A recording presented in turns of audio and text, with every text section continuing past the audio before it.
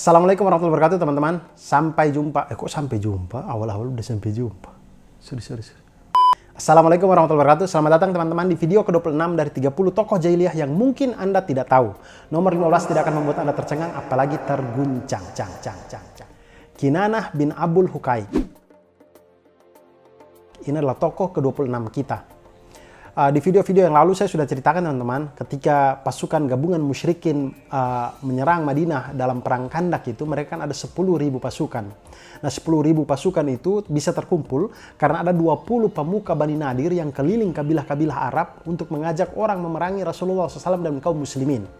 Dan 20 orang dari Bani Nadir yang keliling-keliling ke kabilah-kabilah Arab untuk mengajak orang memusuhi Rasulullah SAW ini, selain Huyai bin Akhtab, juga ada yang bernama Kinanah bin Abul Huqaiq.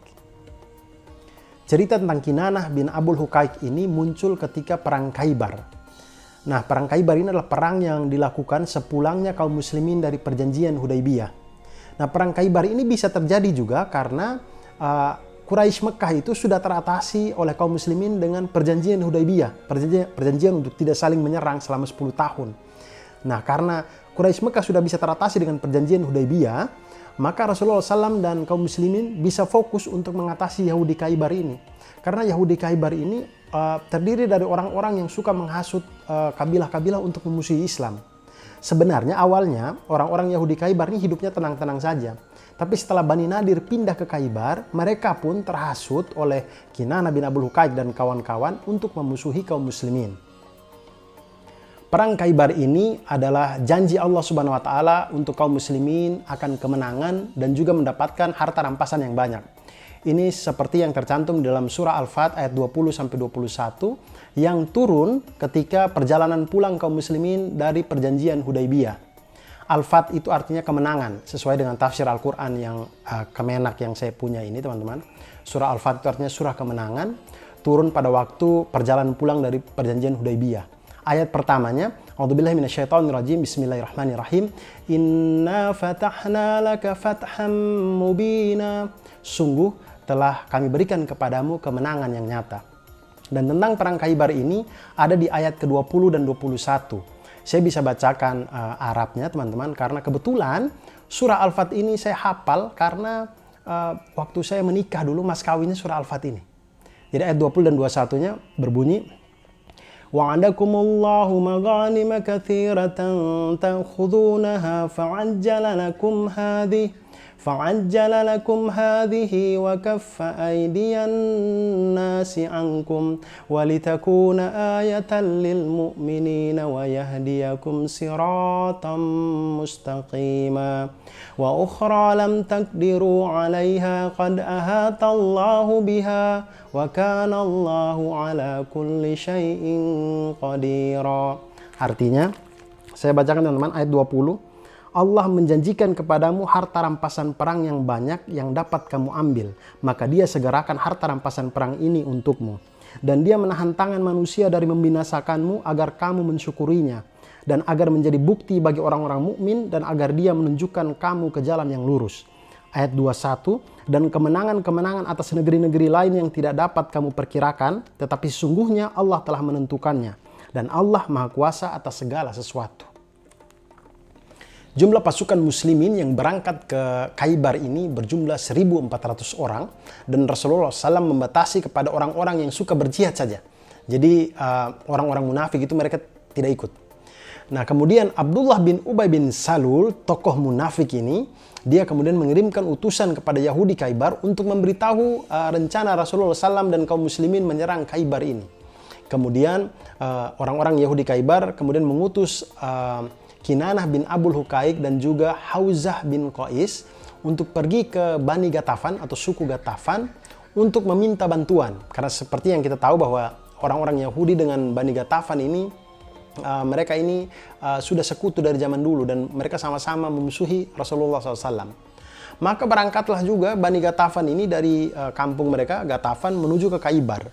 Nah ketika mereka menuju ke Khaybar ini, tidak berapa lama Allah Subhanahu wa taala membuat mereka mendengar suara hiruk pikuk dari arah belakang mereka, dari arah kampung mereka gitu. Hiruk pikuk. Mereka kemudian mengira bahwa kaum muslimin itu menyerang keluarga dan harta benda yang mereka tinggalkan di belakang. Dan karena itulah muncul ketakutan di dalam hati mereka dan akhirnya mereka batal untuk membantu Yahudi Khaybar di dalam perang Khaybar ini. Khaybar ini mempunyai 8 benteng besar yang semuanya ditaklukkan oleh pasukan muslimin. 5 benteng ditaklukkan di paruh pertama dan 3 benteng ditaklukkan di paruh kedua. Benteng dari Abul Huqaiq ini termasuk di dalam penaklukan paruh kedua.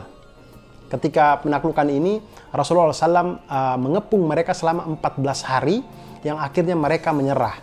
Kemudian sebelum mereka menyerah itu, mereka meminta berunding dengan Rasulullah SAW, kemudian Rasulullah SAW membolehkan, yang akhirnya kemudian mereka mengutus Kinanah bin Abul Huqaiq ataupun yang lainnya untuk berunding dengan Rasulullah SAW. Di dalam perundingan ini, mereka menawarkan agar orang-orang Yahudi dalam benteng tidak dibunuh, anak-anak tidak ditawan, dan mereka siap meninggalkan Khaybar dengan segenap keluarga mereka, dan mereka menyerahkan seluruh harta kekayaannya kepada kaum muslimin. Mulai dari tanah, emas, perak, kuda, himar, baju perang, dan lain-lain. Pokoknya semuanya diserahkan kepada kaum muslimin. Kemudian Rasulullah SAW menyetujui perundingan ini, dan Rasulullah SAW bersabda kepada mereka, "Aku juga membebaskan kalian dari perlindungan Allah dan Rasulnya, jika atau apabila kalian menyembunyikan sesuatu dariku." Maka orang-orang Yahudi ini pun menyetujui dan perjanjian ini dikukuhkan. Kinanah bin Abul Huqaiq ini walaupun dia menyetujui perjanjian bersama dengan Rasulullah SAW ini, tapi dia tetap menyembunyikan sejumlah harta benda.